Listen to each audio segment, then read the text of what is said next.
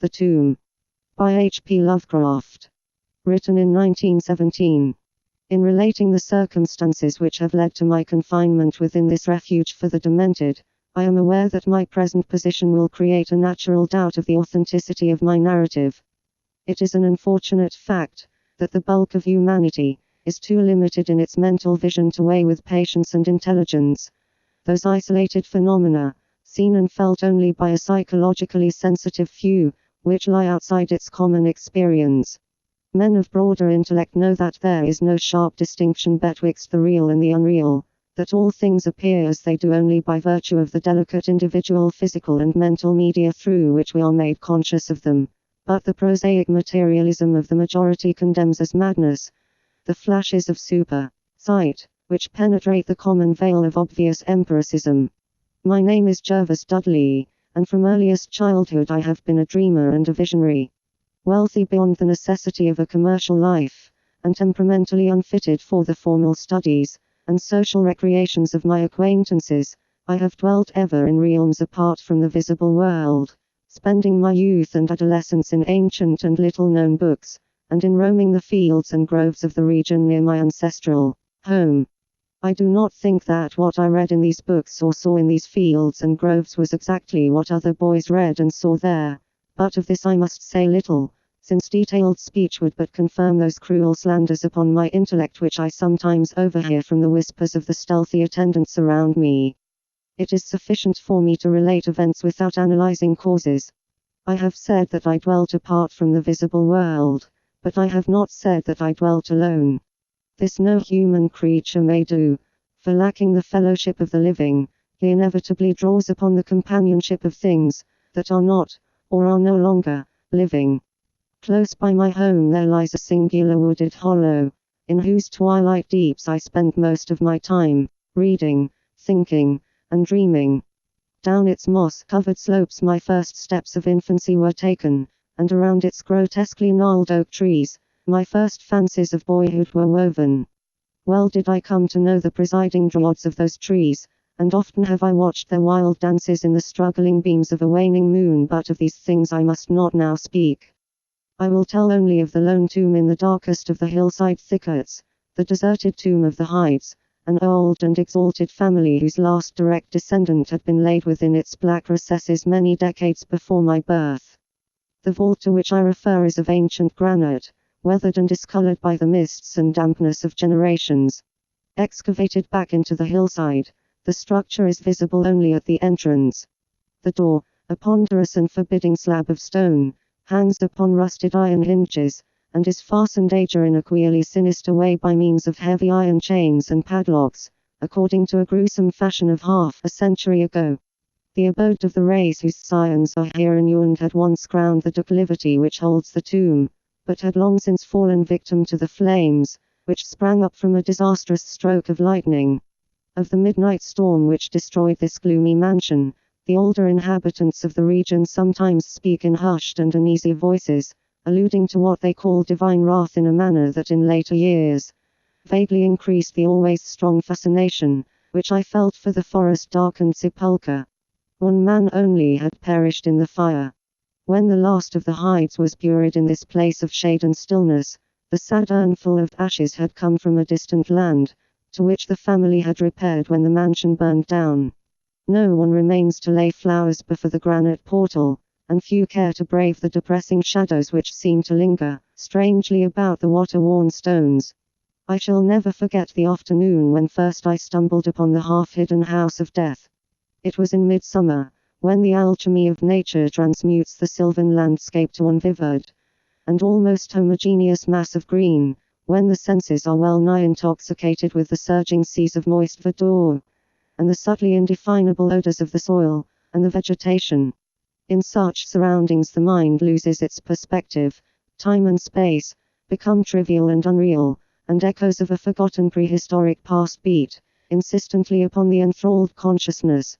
All day I had been wandering through the mystic groves of the hollow, thinking thoughts I need not discuss, and conversing with things I need not name.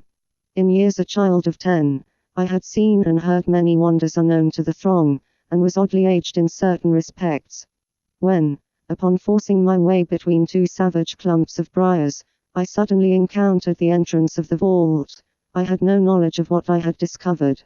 The dark blocks of granite, the door so curiously ajar, and the funereal carvings above the arch, aroused in me no associations of mournful or terrible character.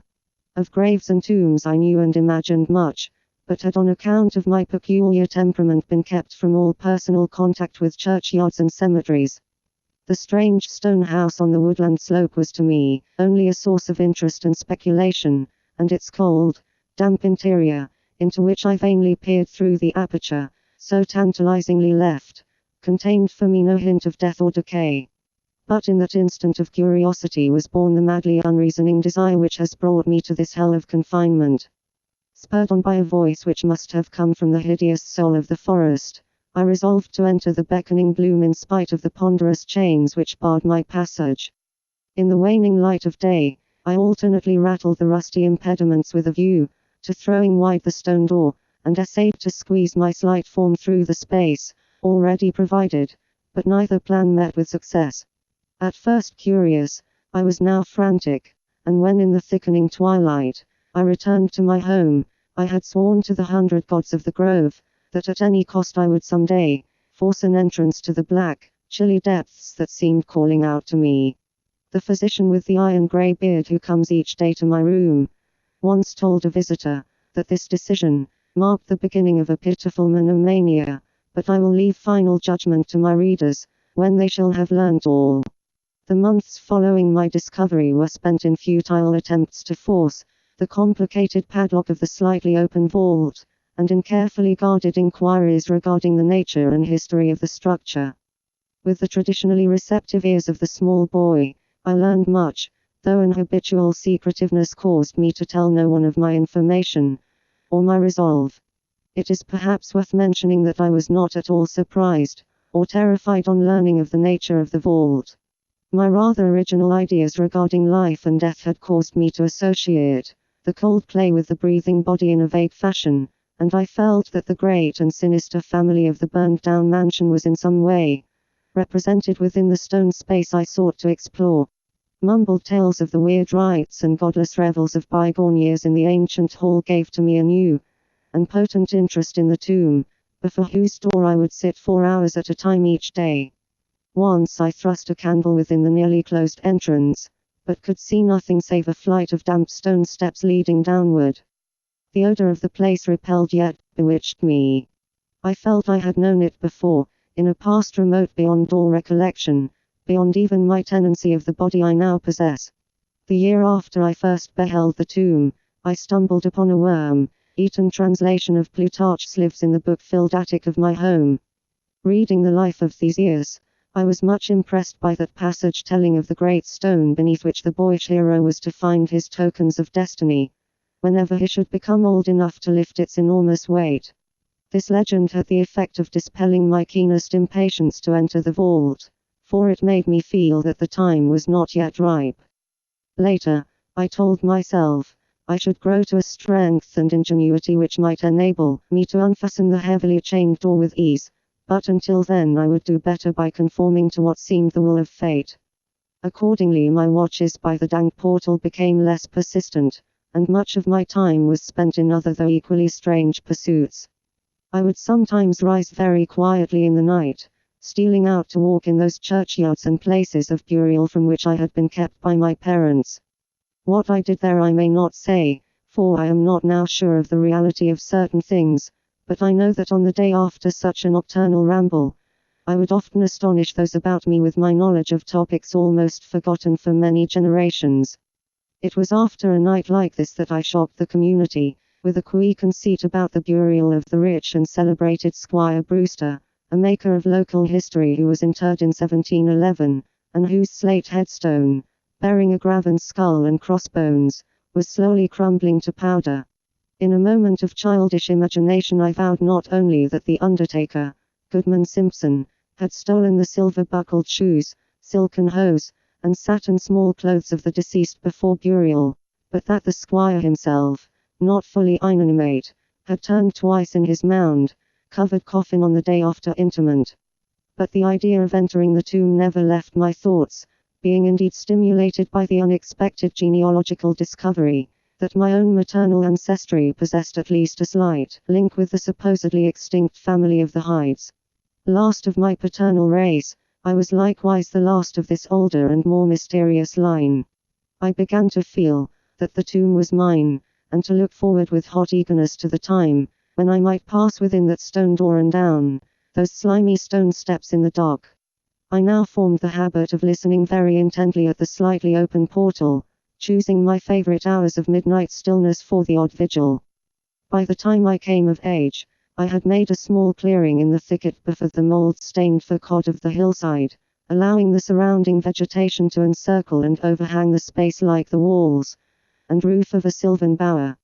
This bower was my temple, the fastened door my shrine, and here I would lie outstretched on the mossy ground, thinking strange thoughts and dreaming strange dreams.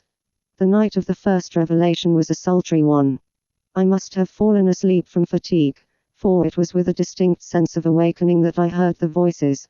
Of those tones and accents I hesitate to speak, of their quality I will not speak, but I may say that they presented certain uncanny differences in vocabulary, pronunciation, and mode of utterance. Every shade of New England dialect, from the uncouth syllables of the Puritan colonists to the precise rhetoric of 50 years ago, seemed represented in that shadowy colloquy, though it was only later that I noticed the fact. At the time, indeed, my attention was distracted from this matter by another phenomenon, a phenomenon so fleeting that I could not take oath upon its reality. I barely fancied that as I awoke, a light had been hurriedly extinguished within the sunken sepulchre. I do not think I was either astounded or panic-stricken, but I know that I was greatly and permanently changed that night. Upon returning home I went with much directness to a rotting chest in the attic, wherein I found the key which next day unlocked with ease the barrier I had so long stormed in vain. It was in the soft glow of late afternoon that I first entered the vault on the abandoned slope. A spell was upon me, and my heart leaped with an exultation I can but ill describe. As I closed the door behind me, and descended the dripping steps by the light of my lone candle, I seemed to know the way, and though the candle sputtered with the stifling reek of the place, I felt singularly at home in the musty, charnel house air. Looking about me, I beheld many marble slabs bearing coffins, or the remains of coffins. Some of these were sealed and intact, but others had nearly vanished, leaving the silver handles and plates isolated amidst certain curious heaps of whitish dust. Upon one plate I read the name of Sir Geoffrey Hyde, who had come from Sussex in 1640 and died here a few years later. In a conspicuous alcove was one fairly well preserved and untenanted casket, adorned with a single name which brought to me both a smile and a shudder. An odd impulse caused me to climb upon the broad slab, extinguish my candle, and lie down within the vacant box. In the grey light of dawn, I staggered from the vault, and locked the chain of the door behind me. I was no longer a young man, though but 21 winters had chilled my bodily frame. Early rising villagers who observed my homeward progress looked at me strangely, and marveled at the signs of ribald revelry, which they saw in one whose life was known to be sober and solitary. I did not appear before my parents till after a long and refreshing sleep. Henceforward I haunted the tomb each night, seeing, hearing, and doing things I must never reveal. My speech, always susceptible to environmental influences, was the first thing to succumb to the change, and my suddenly acquired archaism of diction was soon remarked upon. Later a queer boldness and recklessness came into my demeanor, till I unconsciously grew to possess the bearing of a man of the world despite my lifelong seclusion. My formerly silent tongue waxed voluble with the easy grace of a Chesterfield, or the godless cynicism of a Rochester. I displayed a peculiar erudition utterly unlike the fantastic, monkish lore over which I had pored in youth, and covered the leaves of my books with facile impromptu epigrams, which brought up suggestions of Gay, Prior, and the sprightliest of the Augustan wits and rimesters. One morning at breakfast I came close to disaster by declaiming in palpably liquorish accents an effusion of 18th-century bacchanalian mirth, a bit of Georgian playfulness never recorded in a book, which ran something like this: Come hither, my lads, with your tankards of ale, and drink to the present before it shall fail. Pile each on your platter a mountain of beef, for 'tis eating and drinking that bring us relief. So fill up your glass, for life will soon pass. When you're dead ye'll ne'er drink to your king or your lass. Anacreon had a red nose, so they say, but what's a red nose, if ye are happy and gay? Gad split me, I'd rather be red whilst I'm here, than white as a lily and dead half a year. So Betty, my miss, come give me a kiss, in hell there's no innkeeper's daughter like this. Young Harry, propped up just as straight as he's able, will soon lose his wig and slip under the table, but fill up your goblets and pass 'em around better under the table than under the ground. So revel and chaff as ye thirstily quaff, under 6 feet of dirt, 'tis less easy to laugh. The fiends strike me blue, I'm scarce able to walk, and damn me if I can stand upright or talk. Here, landlord, bid Betty to summon a chair, I'll try home for a while, for my wife is not there. So lend me a hand, I'm not able to stand, but I'm gay whilst I linger on top of the land. About this time I conceived my present fear of fire and thunderstorms. Previously indifferent to such things, I had now an unspeakable horror of them, and would retire to the innermost recesses of the house whenever the heavens threatened an electrical display. A favourite haunt of mine during the day was the ruined cellar of the mansion that had burned down, and in fancy I would picture the structure as it had been in its prime. On one occasion I startled a villager by leading him confidently to a shallow sub-cellar, of whose existence I seemed to know in spite of the fact that it had been unseen and forgotten for many generations. At last came that which I had long feared. My parents, alarmed at the altered manner and appearance of their only son, commenced to exert over my movements a kindly espionage which threatened to result in disaster. I had told no one of my visits to the tomb, having guarded my secret purpose with religious zeal since childhood, but now I was forced to exercise care in threading the mazes of the wooded hollow, that I might throw off a possible pursuer. My key to the vault I kept suspended from a cord about my neck, its presence known only to me. I never carried out of the sepulchre any of the things I came upon whilst within its walls. One morning as I emerged from the damp tomb, and fastened the chain of the portal with none too steady hand, I beheld in an adjacent thicket the dreaded face of a watcher. Surely the end was near, for my bower was discovered, and the objective of my nocturnal journeys revealed. The man did not accost me, so I hastened home in an effort to overhear what he might report to my careworn father.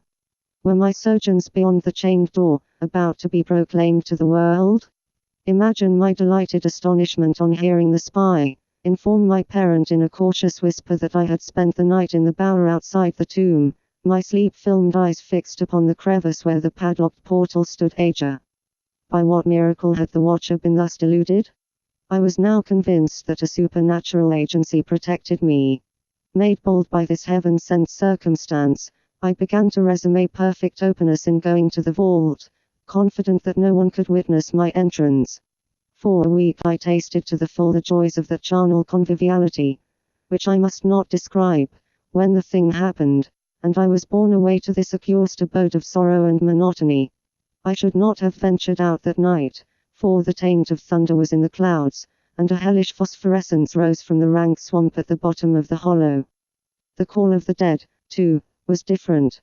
Instead of the hillside tomb, it was the charred cellar on the crest of the slope, whose presiding daemon beckoned to me with unseen fingers. As I emerged from an intervening grove upon the plain before the ruin, I beheld in the misty moonlight a thing I had always vaguely expected. The mansion, gone for a century, once more reared its stately height to the raptured vision, every window ablaze with the splendor of many candles. Up the long drive rolled the coaches of the Boston gentry, whilst on foot came a numerous assemblage of powdered exquisites from the neighboring mansions. With this throng I mingled, though I knew I belonged with the hosts rather than with the guests. Inside the hall were music, laughter, and wine on every hand. Several faces I recognized, though I should have known them better had they been shriveled, or eaten away by death and decomposition. Amidst a wild and reckless throng I was the wildest and most abandoned. Gay blasphemy poured in torrents from my lips, and in my shocking sallies I heeded no law of God, man, or nature. Suddenly a peal of thunder, resonant even above the din of the swinish revelry, clave the very roof and laid a hush of fear upon the boisterous company. Red tongues of flame and searing gusts of heat engulfed the house, and the roisterers, struck with terror at the descent of a calamity, which seemed to transcend the bounds of unguided nature, fled shrieking into the night. I alone remained, riveted to my seat by a groveling fear which I had never felt before.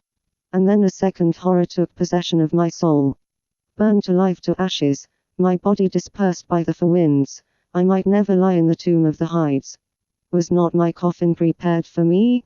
Had I not a right to rest till eternity amongst the descendants of Sir Geoffrey Hyde? I would claim my heritage of death, even though my soul go seeking through the ages, for another corporeal tenement to represent it on that vacant slab in the alcove of the vault. Jervas Hyde should never share the sad fate of Palinurus. As the phantom of the burning house faded, I found myself screaming and struggling madly in the arms of two men, one of whom was the spy who had followed me to the tomb. Rain was pouring down in torrents, and upon the southern horizon were flashes of the lightning that had so lately passed over our heads. My father, his face lined with sorrow, stood by as I shouted my demands to be laid within the tomb, frequently admonishing my captors to treat me as gently as they could. A blackened circle on the floor of the ruined cellar told of a violent stroke from the heavens, and from this spot a group of curious villagers with lanterns were prying a small box of antique workmanship, which the thunderbolt had brought to light. Ceasing my futile and now objectless writhing, I watched the spectators as they viewed the treasure trove, and was permitted to share in their discoveries. The box, whose fastenings were broken by the stroke which had unearthed it, contained many papers and objects of value, but I had eyes for one thing alone. It was the porcelain miniature of a young man in a smartly curled back wig, and bore the initials J.H. The face was such that as I gazed, I might well have been studying my mirror. On the following day I was brought to this room with the barred windows, but I have been kept informed of certain things through an aged and simple-minded servitor, for whom I bore a fondness in infancy, and who like me loves the churchyard. What I have dared relate of my experiences within the vault has brought me only pitying smiles. My father, who visits me frequently, declares that at no time did I pass the chained portal, and swears that the rusted padlock had not been touched for 50 years, when he examined it. He even says that all the village knew of my journeys to the tomb, and that I was often watched as I slept in the bower outside the grim facade, my half-open eyes fixed on the crevice that leads to the interior. Against these assertions I have no tangible proof to offer, since my key to the padlock was lost in the struggle on that night of horrors. The strange things of the past which I learned during those nocturnal meetings with the dead he dismisses as the fruits of my lifelong and omnivorous browsing amongst the ancient volumes of the family library. Had it not been for my old servant Hiram, I should have by this time become quite convinced of my madness. But Hiram, loyal to the last, has held faith in me, and has done that which impels me to make public at least a part of my story. A week ago he burst open the lock, which chains the door of the tomb, perpetually ajar, and descended with a lantern into the murky depths. On a slab in an alcove he found an old but empty coffin whose tarnished plate bears the single word Jervas. In that coffin and in that vault, they have promised me I shall be buried.